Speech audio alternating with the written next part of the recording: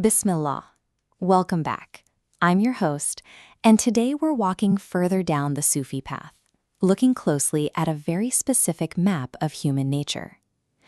The Quran gives us a clinical portrait of the human factory setting in verse 19.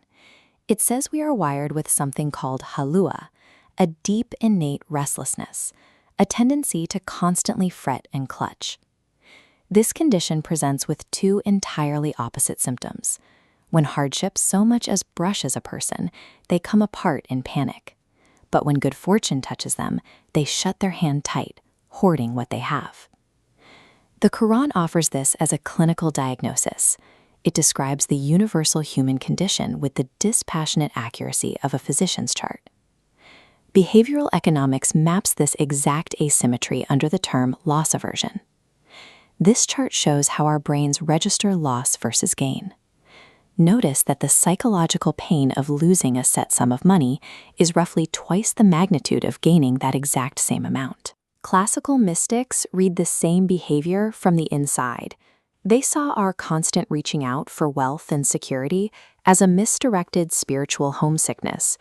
We grab at things because the soul hasn't learned what it is actually hungry for. Then the text pivots on a single word, accept.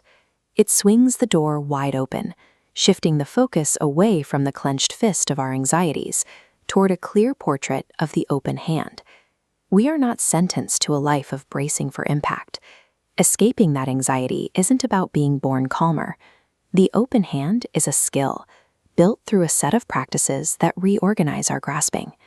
The text provides an architectural blueprint to cure the restless soul. Notice how two pillars appear at the edges.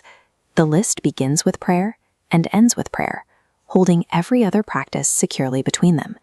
Steady prayer requires a continuous inward presence, a thread of remembrance that remains after the physical movements of the prayer have ended.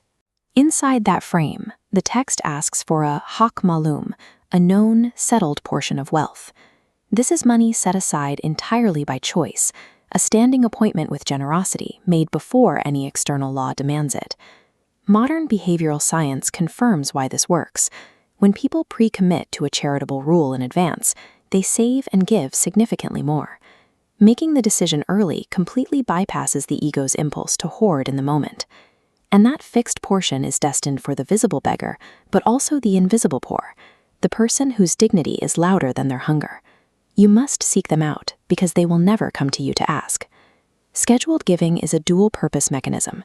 It feeds the vulnerable person who needs it while training the giver. One regular loss at a time, it teaches the clutching ego that the hand can open and you will still survive. Keeping this discipline intact requires a delicate balance of the heart. You have to weigh a genuine fear of your actions' consequences against a deep hope for divine grace. This dial shows exactly where that balance sits. The text asks for mushfikun, a tender, protective dread. It steers clear of the frantic red zone of panic, avoids the numb blue zone of complacency, and rests perfectly in the center as a calibrated, caring concern. We can see this tension mathematically too. In Arabic, every letter is also a number. By summing these values and reducing them to a single digit, their digital root, the text reveals a quiet arithmetic where words share a conceptual resonance. Both the transgressor and the upstanding one share the digital root of 9. They meet at the same moral boundary, sharing the same number, but they face in opposite directions. Our spiritual destination is determined not by the boundaries we encounter in life, but by our conscious choice of which side of that line we stand on. The text concludes with the reformed person being held in honor, at peace in gardens of grace. They have been transformed from a clutching, restless creature into one who is welcome. Watch yourself honestly for just one day. Where does a minor hardship make you come apart and catastrophize? And where does a bit of good fortune make you quietly close a hand that you could have opened? Look around you. Who in your own life is waiting to be noticed? Who is too proud or too tired to ask for the help they clearly need? Finding these tight, clenched reactions inside yourself is not a failure. Every single one of us has them. The only actual failure is refusing to look. Try a small practice for the next 7 days. Choose a fixed portion of your money, or a fixed half-hour of your time, and give it away on a strict, predetermined schedule. Do it without any daily renegotiation. The size of the gift doesn't matter. What matters is the strict adherence to the schedule. That friction is exactly what breaks the ego's habit of grasping.